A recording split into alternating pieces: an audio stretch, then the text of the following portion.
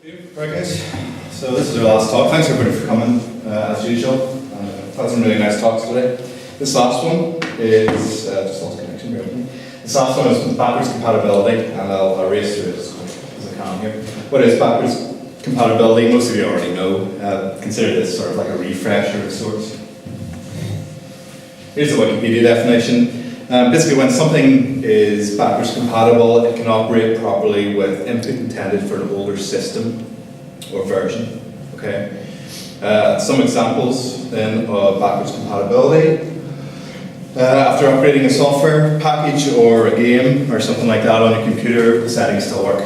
Right? Blu-ray players can play DVDs. DVD players can play Laserdisc. Very, very big DVD players. Yeah, DVD players can play video CDs and things like that. If anybody is into games consoles and things, the Nintendo 3DS can play DS games. The DS can play Game Boy Advance games. If you have a Nintendo Wii, a Wii U can play Wii games, and so on. The Wii can play GameCube games.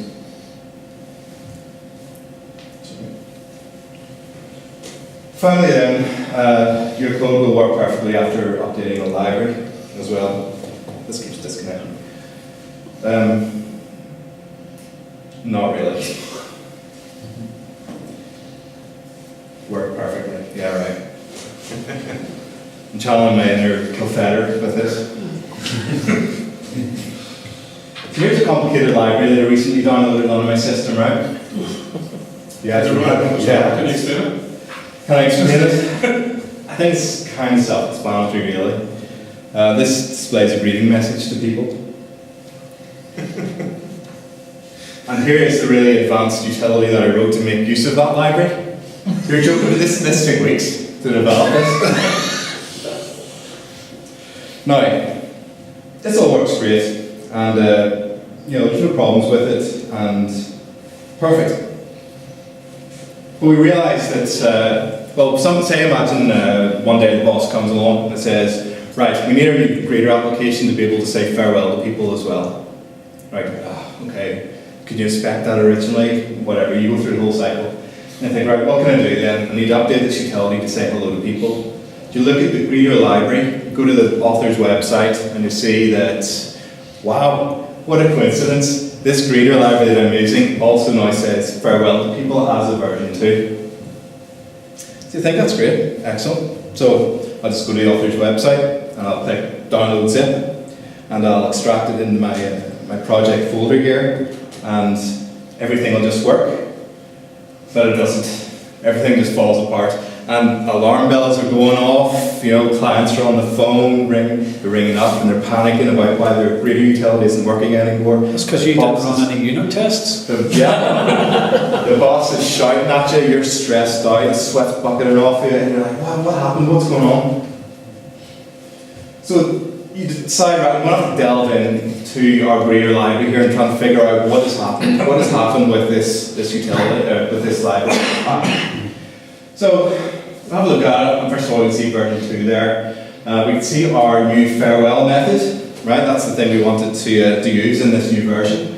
But then we also spot something with the greet method that we were using before. The parameters have changed. Originally, you would just pass in a name parameter into that, just a single parameter called name. Now it's expecting forename and surname. Backwards compatibility break. That's why your application went down. So whose fault is it? Well, let's think about something else first. Semantic versioning. Lots of software packages, libraries and things use this concept of semantic versioning. You've encountered it yourselves, no doubt, plenty of times. Most bits of software, the 3 digits in the version number, say 1.2.3, they tend to be semantically versioned. And semantic versioning essentially means versioning with meaning. And this is the description from the Semver website. So given a version number, major.minor.patch, you've got your major API changes, major version with incompatibility API changes, so big changes to your package. Then you've got your minor changes, which are smaller bits of functionality that might be added in a backwards compatible manner. Then you've got your patch versions, which are again backwards compatible bug fixes. So here's an example. Again, stuff you've seen before, major and minor patch. So let's go back to the original question. Who was at fault for our application breaking? Well, remember that version 2.0.0 at the top there? There's a disconnect again here, sorry, bear with me. Major releases can have BC breaks. It was the end user at fault. It was the developer who was making use of this library who was at fault for this. They either didn't realize, or didn't care, or didn't understand that a major version like this here can result in BC breaks. Now, it's quite a lot to take in. Like, how will you know to check the versions of a package each time you want to upgrade it and make sure it's not going to be a BC break and things like that there? Well, thankfully there are utilities out there to help us. Package management. Composer, it's been mentioned before today. NPM, Gem, and others, they can help us. And since this is obviously a PHP Meetup, we'll talk about Composer here. It does much more than just install packages, it also manages the versions of those packages. And we'll see how in this slide. So this is a composer.json file, a list of packages that are being installed into our application here. I think this is just a standard sort of Laravel app. You can see the packages there on the left, but more importantly in this case, down the right, you can see the version numbers. Now look at these symbols. So we've got some asterisks in here, we've got some like heart symbols, top hats and things. Those have meaning. Let's take two packages from that previous screen, or similar to what was on that previous screen. Laravel Framework 5.0 asterisk. That means we're only going to download or update latest patch versions of that package. That means no BC breaks. So long as that library keeps the whole semantic versioning thing, no BC breaks for that. Composer ensures that. We do an update, it'll maybe download the latest patch version that might have some bug fixes or whatever else. It won't break our application. This next one is Twitter library. We've got it as 2 asterisks. i.e. it's looking now at the minor versions, not the patch versions, right? Beware of BC breaks with something like this. Some projects will actually introduce BC breaks in the minor versions. It shouldn't really be done, but it is done. Laravel is one, this might be another.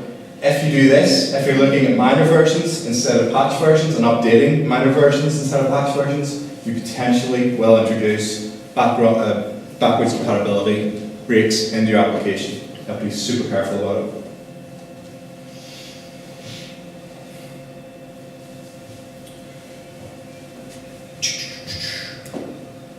Advice and gotchas for package developers, people who might actually be writing packages. First thing, private interfaces. Here's our greeter again. I've made a small change to it. We now have an extra method that actually creates the greeting message itself, right?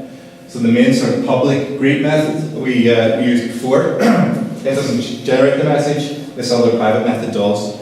Now, because this is private, it means that this method can only be called, and it can only be called from this class, from within this class. We can't call it from outside this class at all within our own code. We can't touch that, it's private to this class. We can't override it. If we're subclassing this, extending this class, we can't touch that again. That makes it fairly safe to make changes within that method without worrying about BC breaks. Because if nobody else can touch that, we don't have to worry about it as much. So it's safe from BC breaks, but I've shown this slide before in a previous talk. These are the solid principles of object-oriented design. The second principle, the open-closed principle, software entities should be open for extension, but closed for modification. Open for extension, but closed for modification.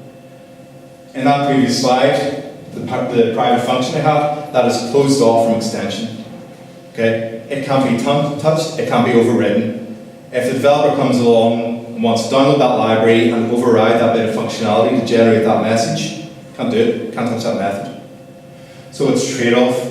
You can have your private interfaces, your private declarations, all of your library, your package, whatever else, but you're sort of cutting off your nose to spite your face because people won't be able to extend it in any meaningful way, and that can be suicide making some packages these days. It can sometimes be difficult to spot BC breaks in your code. Consider everything. Greater again. The original developer of this library comes back to it one day and thinks, there's a potential issue here. There we go. A name, a blank name, could be passed in. Right? You don't want that. You don't want to be able to greet no one. So the original developer comes along, releases version 1.0.1, puts in this check for the name. If it's empty, throws an exception. Great, perfect. Can't complain about that until somebody goes and tries to use this again. Because it might just happen that a developer has brought down that library and fully expects to be able to put in an empty name and get a message back that says, hello. So somebody who's done that pulls in that patch level update to the library, puts it on their system, runs it, and suddenly they're getting exceptions all over their application. What worked before doesn't work now. BC break. Unit tests help. If you're doing testing, unit tests make a hell of a difference when it comes to finding and preventing BC breaks in packages and libraries. Simply because you can write some tests that will say, given an expected input into a method, you get this output. So if you're really particular with your tests, and really thorough with your tests, and you write as many of these as you can for all sorts of expected inputs and outputs and things like that, if you go into your code at some point, your library, and make a change and inadvertently make a BC break, the tests could fail. Right? It could be just one last way of catching that before you release it. And that's us. So thank you very much for listening. I know that there probably wasn't a whole lot of new stuff in that there. It was really just like a quick sort of refresher. And it's based off some of my own experiences and things like that. I thought we'd give a quick wee talk about it. And yeah, so there we go. Any questions at all about what I've talked about here? No? All good? There's just something I would add to that based on my own experience is that I find it really useful now if I'm using like a third-party library, let's say the two-job Twitter one. Yep. If the public API of that changes, it's a pain because I would have to go across my entire application and like fix that. Yeah. So I find it better now to create my own Twitter class. Yeah. And then import that in, and then just my public API is used across my entire application. If that breaks, I just have to go into that class and just fix whatever is broken. It's a proxy pattern or adapter? Adapter, yeah. Adapter.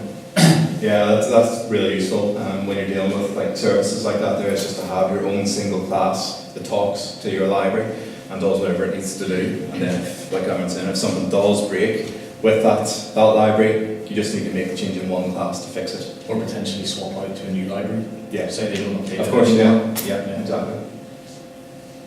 So yeah, it's quite a big subject, I suppose, backwards compatibility. I mean, even some of the examples I showed there, it can get deeper than that. You can have some code where it just isn't obvious at all that you're introducing a BC break into some code, and you just have to be super, super careful about it. It only really affects people who are producing packages, open source libraries, things like that there, that will be consumed by many people, I suppose. It's not really so much of a worry if you're writing an application for yourself or writing an application like a website or something like that there that's just using these libraries. If you're working with these libraries directly, producing these libraries directly, it's something you need to think about whenever you're writing them. Okay? Good stuff? Yeah.